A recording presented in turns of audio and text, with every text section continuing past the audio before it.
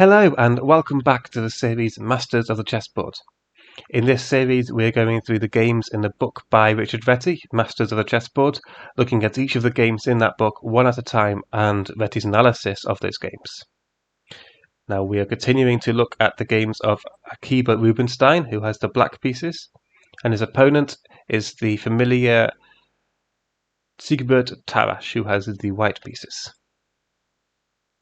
Now, before we start this game, Reti comments a bit about this game, and he says that this game was primarily chosen due to the end game.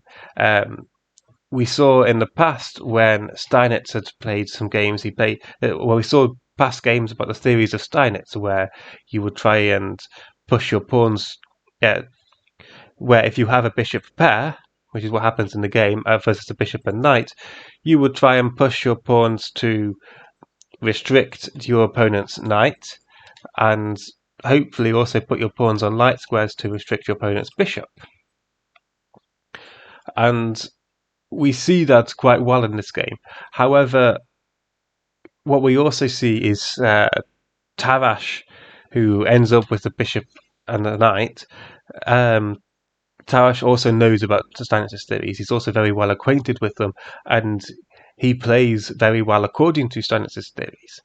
And therefore, we see that Tarrasch was able to put up quite a good positional fight and really try to stop Rubinstein from being able to achieve what he wanted in terms of the theories of Steinitz, and was potentially able to try and get some counterplay by trying to get a good outpost for his knight.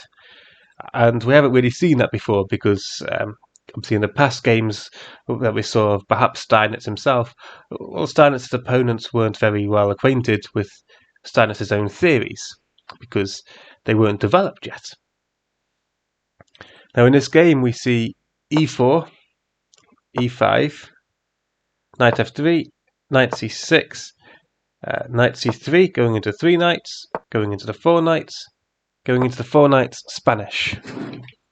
Now the Rubinstein defense is usually knight to d4, attacking the bishop to a4, and now bishop to c5, essentially gambiting this e5 pawn. And we see the game reaches this position. However, it actually reaches it by a different move order. Rubinstein here plays bishop to c5 first. And now after knight takes e5, knight to d4, Tarrasch plays bishop to a4, going back into the main line, as it were. However, Reti comments that more modern theory has indicated that bishop to e2 can potentially give... bishop to e2 can stop black from having any compensation for the e5 pawn. However, we see bishop to a4 going back into the main line, and now Rubinstein castles. Now again, what's usually played and what is recommended is knight to d3, attacking the bishop to b6, and then e5. And Reti comments that this line is usually played and is recommended more. However, White's able to... the position is fairly equal. White's likely able to hold on to the pawn. However, White's development is a bit difficult to achieve because this knight is blocking the d pawn. And after black moves this knight, black's probably going to continue with something like d6 or f6, trading one of their pawns for this advanced e5 pawn just to try and gain some more space. However, in the game we don't see knight to d3. What we see is pawn to d3. And now Rubinstein counterattacks in the center with d5. We see bishop to g5. A logical move. The knight was attacking this d5 pawn. Sorry, the knight was defending d5 and attacking e4. So Rubinstein pins the knight. And now we see... now Now we see queen c6, and now we see queen dt2. Now, this move is a bit of an odd one. Reti comments that later on in the game, we will see that black is able to win back the gambited pawn due to this d2 queen dt move, because black will later be able to take on e4 with a knight, opening up the attack against the queen, but attacking white's queen at the same time. So Reti comments that given that we know queen d2 will give back the e-pawn because black will be able to take on e4, Reti comments, Reti asks the question as to what else is there really. Queen d2 was played, but what else did white really have? He said that white obviously can't keep their king in the center. They have to castle king side or queen side. However, if they were to castle king side after rook e8 attacking the knight, Reti gives the continuation of f4, but he says that this doesn't really work because after b5, the bishop is forced back to b3, which will just lose a piece because of the discovered attack on the king. The f4 has essentially weakened the king side. So Reti comments that they haven't really got white hasn't really got anything better in this position than queen d2. However, the computer does actually prefer just to castle short, because then after rook e8, the computer gives knight takes d5. Rook takes e5. Well, I guess I'm going through this variation. However, I think one thing is important to note, even in this position, black is, the computer evaluation is minus 0.7 for black. That's at a low depth, but it's still clearly better for black. Black is essentially a pawn ahead. So in this position, we see queen to d2, essentially giving back this pawn. Now here we see rook to e8, attacking the knight on e5, f4, and now b5, and now after the bishop retreats we see h6, putting the question to this bishop. Now white has a couple of options here. So white can take on f6, or they can retreat the bishop. In the game we saw bishop to h4, but if they took, then after queen takes f6, castles and a5, we now see perhaps why Tarrasch was reluctant to go for this variation, because it's perhaps not immediately winning for black, but black's attack is coming fast and it's clearly very strong. You know, in opposite side castlings, you generally speaking want to be pushing your pawns up and trying to break through.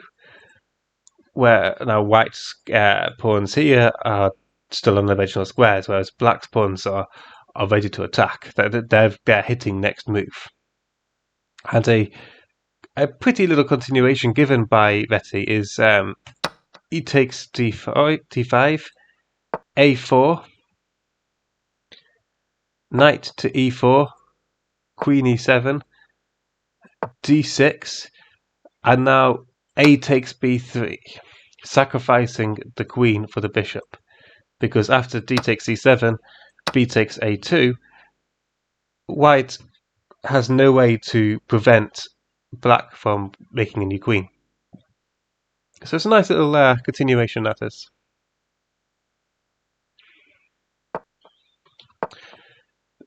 But so this is why, well, this is primarily why Tarrasch decides to avoid exchanging on f6, because black's attack is going to be coming first and it's going to be hitting very fast. So instead, Tarrasch plays bishop to h4. And now we see the tactic I was talking about with knight takes e4, attacking the queen, but opening an attack on black's queen. So after bishop takes d8, knight takes d2, we see king takes d2 and rook takes d8. And it's worth noting that b5 move we saw attacking this bishop, that means that after something like, say, bishop to h4, we can play knight takes b3 and still be okay material-wise. So you see, everything was thought out quite a lot. This b5 move was necessary. This h6 move allowed black to get into a winning position, because after bishop takes or bishop to h4, things are looking quite good for black, because now knight takes here, bishop takes, knight takes, and now if the bishop retreats, the knight can take on b3. Now here we see king takes d2 and rook takes d8. And now this position, black has won the pawn back, so material is even. The pawn structure is sort of symmetrical. We've got 4 pawns versus 4 and 3 pawns versus 3. However, black has the bishop pair, and if black can make use of this bishop pair, then black will have the superior ending. Now here we see knight to e2. Reti comments that in the tournament book there was the following analysis of rook a to e1, a5, knight to e2, knight takes e2, rook takes e2, a4, and now knight takes c6, and then bishop to g4, knight takes d8, bishop takes e2, and now bishop takes d5, rook takes d8, and bishop takes f7, king takes f7, and king takes e2. So after all of that, we've got essentially equal material. We've got 2 rooks, and then we've got a bishop for 3 pawns. However, Reti comments that white's pawns, they aren't really much of a match for black's bishop, because white has 1 passed pawn, which is here on d3. The rest is going to... White would struggle a lot to try and make some passed pawns that are actual threats and aren't just going to be picked off very easily or turn into weaknesses. So Reti comments that this was in the tournament book, but perhaps wasn't really a good ending to go for. But I thought it was quite interesting. But instead we see knight to e2. Knight takes e2, king takes e2. So we see Tarrasch trading off Rubinstein's strong knight on d4. Now rook to e8, pinning the knight to the king. And so king to f1. Now, Reti comments that Tarrasch is likely reluctant to make this move, king f1, because it disconnects the rooks. Obviously, he has to move the king, because if he decides to move a rook instead, then pawn to f6 will come and would win a knight because it's pinned. So he has to move the king. King f1 has a downside of disconnecting the rooks. However, after king d2, f6, knight takes c6, and then where are we going with it? Bishop to e3 check. Reti comments that he thinks white was afraid of this. However, after king to e2, this is the main move that Tarrasch would have been afraid of, perhaps. But after king to e2, black hasn't really got a huge advantage. It's going to be difficult for black to try and restrict the knight and the bishop still because of his weakened pawn structure. So this is perhaps what Tarrasch is afraid of, but when you actually get there and see it, it's perhaps not as bad as it seems. However, that's why he played king f1 instead of king to d2. We see king to f1. Now we see bishop to b7, defending the pawn. c3. Perhaps a bit of a prophylactic move in some ways, trying to make a way for this bishop to retreat after a5, a4. Because a5, a4 would trap the bishop. But also, what's this bishop doing here? Not a lot. So white wants to try and reroute this bishop undoubtedly to a better square. And now we see f6. Rubinstein kicks the knight from its outpost on e5. Well, it's not really an outpost, from its nice square on e5. And he deprives the knight of another square on g4. So the knight's forced to go back to f2. And now we see bishop to e3. And this is perhaps an important point. Reti doesn't really comment on it because we've looked at these sort of ideas time and time before. But you have the bishop pair. So according to Steinitz' theory, you need to try and limit this bishop with your pawns, and you also need to try and deprive the knight of effective outposts. And if you can deprive, especially the knight, if you can deprive the knight of effective outposts, then you are doing very good. You are playing according to your advantage of the bishop pair. And that's what we see with f6 and h5, forcing the knight to f2. Now here we see bishop to e3, taking advantage of some of the weak dark squares in the position. Bishop to d1, rerouting. We see h4, g3, a5, and here Reti comments that we are now at the next phase of the game, the advance of the pawns and the breakthrough on the flank.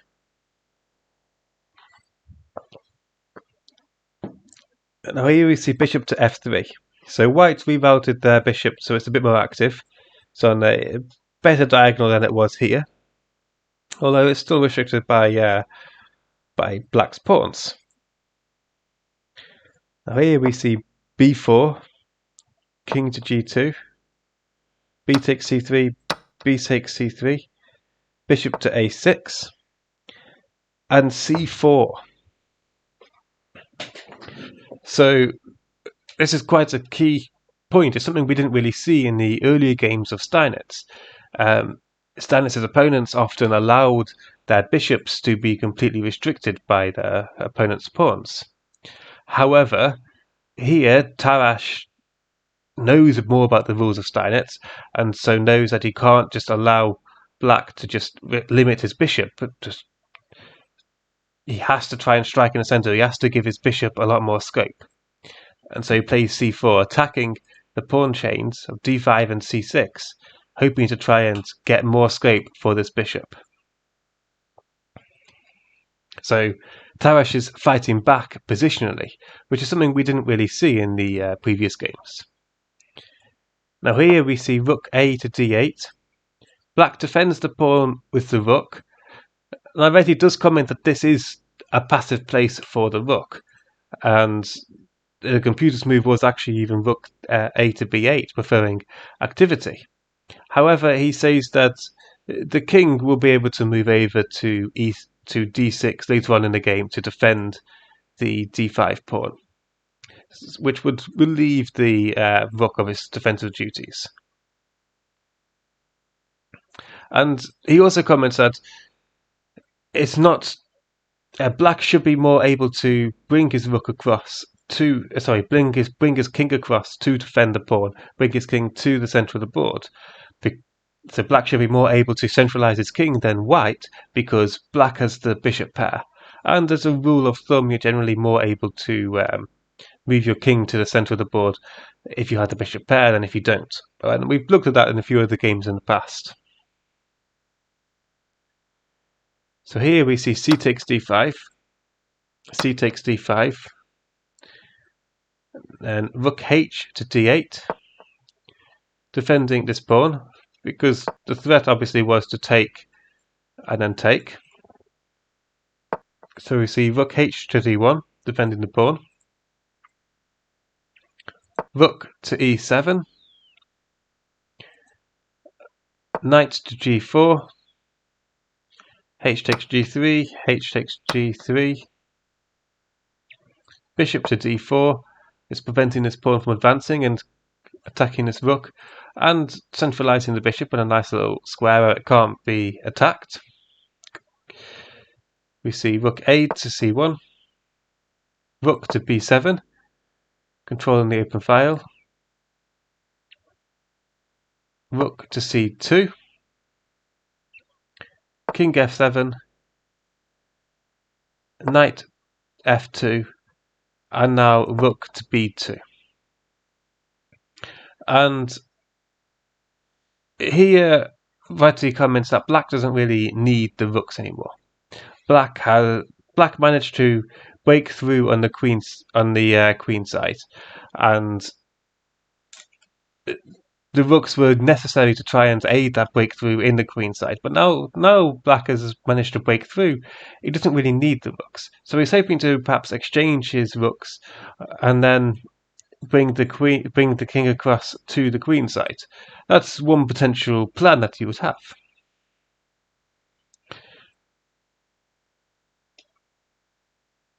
Now here we see rook takes b2, bishop takes b2, rook to d2, and bishop back to d4. So we've had the exchange of rooks now, and the position is as it was before, really, except with one pair of rooks off the board. Now, Reti comments that in the games of Steinitz, we saw quite frequently that in order to dominate a knight, you have to. Well, we saw that knights wanted squares that are defended by pawns. So white would want this knight to be in a square that is defended by a white pawn. And we see that the potential squares for this would be e4, c4, which are both taken away, and g5, e5, which are both taken away. So we see that Rubinstein has managed to place his pawns on squares rather deliberately, where white knight is unable to get a strong and long-lasting outpost. Yes, this pawn may be isolated and a bit weak, but it's actually white has no way to try and attack it, and it's stopping this knight from actually having an outpost. And it's sort of limiting the white bishop as well. And so because of this, if Tarrasch wants to try and make use of his knight, he has to get it to a better square. If Tarrasch is able to get his knight onto a good outpost, then black's advantage of having the bishop pair would be vastly reduced. Currently, black's position is superior primarily because of the bishop pair. However, if white is able to get a knight on an outpost that is defended, then white knight will be able to equalize the position for white.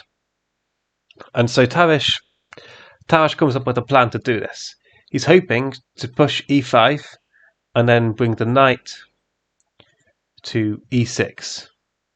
Because if he gets this pawn if he gets to push f5, if he gets his pawn on f5, then the knight on e6 is going to be very hard to try and take. And if black does ever exchange the knight on e6, well, then we'll be left with opposite colour bishops, and it's more likely to be a draw anyway, which, given Rubinstein's superior endgame, he doesn't really want to go for. And we'll see how Tarrasch tries to make this f5 pawn push happen, and how Rubinstein is able to counter it right at the last minute. So we see knight to h3, hoping to play f5, knight f4, knight e6. Here we see king to e6, preventing the immediate f5 pawn push. Rook to c2, activating the rook. It's clearly better on c2 than it was on d2. King to d6, and now f5. And it looks as if white is perhaps going to be able to succeed in getting the knight to f4 and e6. However, with rook c8, suddenly white's not able to do that. After the exchange of rooks, if white takes on c8, then the bishop can go back to c8 and attack this pawn. Alternatively, the king potentially move to e5, but also after the rook takes here, the bishop would still be free to go to c8. And we'll see how this sort of how this plays out. So the bishop moves back to d1, and now rook takes c2 check, bishop takes c2, king to e5. And now after g4, bishop to e3, we see that white has no way of actually getting this knight to the e6 square. So Rubinstein was willing to allow white to push the f5 pawn, essentially giving them potential outposts on g6 and e6, but with this king to e5 move followed by king to d4, this bishop on e3 is never going away, and it's going to permanently stop the white knight from ever getting to f4. And we see just that, king to f3, king to d3. And this knight, it can't get to where it wants to go. Now here we see bishop to b3, bishop to b7, king e2, bishop a6, and Reti comments that the repetition is likely due to the time limit at move 45, because bishop to c2 signifies move 45. And now unfortunately the rest of the game hasn't actually got any annotations, but it's quite an instructive ending as to how, just seeing the moves I think is quite instructive in terms of just how black is able to win, because material is even, except this knight is completely dominated. It can't go to f4 to e6 where it wants to. It obviously can't go to g5. This bishop is a bit pointless. Well, so the only active piece really is this bishop, and this bishop as well, attacking the weak pawn here. And because of that, although the material is equal, the position given by the evaluation given by the computer is minus 4.5. So it's as if black is almost up a full rook in this position, even though the material is equal.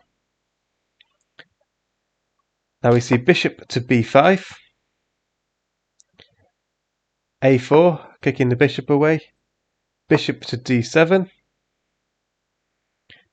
king to f3, king to c3, king takes e3, d4 check, king e2, king takes c2. So black gave up the bishop pair, but he'd calculated that this was sufficient to win. After knight f4, bishop takes a4, knight to e6. The knight finally gets to the e6 square. Bishop to b3, knight takes d4 check, king b2, and knight to b5. We see a4, and we see how this outside pass pawn is going to get to the a1 square very quickly. So after king e3, a3, white has no choice but to sacrifice the knight for the pawn. But after king takes a3, white's main goal will be perhaps try and force white's goal will be try and force black to exchange their bishop for a pawn. which if they can do that, then it'll be potentially winning, potentially drawn for white. However, after king d4, king b4, white resigned, because it's not too clear what options they've got. The white king can't move forward, because all of the squares are taken, and so if they want to try and push this pawn, they might have to play something like king e4. But now black's got a few different moves. They can play something like bishop to d1, attack the weak pawn here. King c5 is arguably the better move. But again, after d4 check, something like king c4 would work just... Oh, sorry. Something like king c4 is actually given by the computer, and it's a nice little move, because d5 doesn't work because of bishop c2 check, forcing the king to move out the way.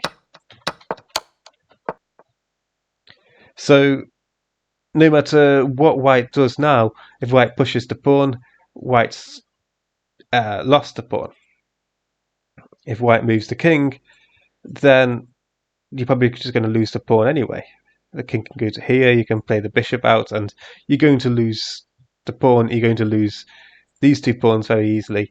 It's a lost position. That's very easily won for white here. So because of that,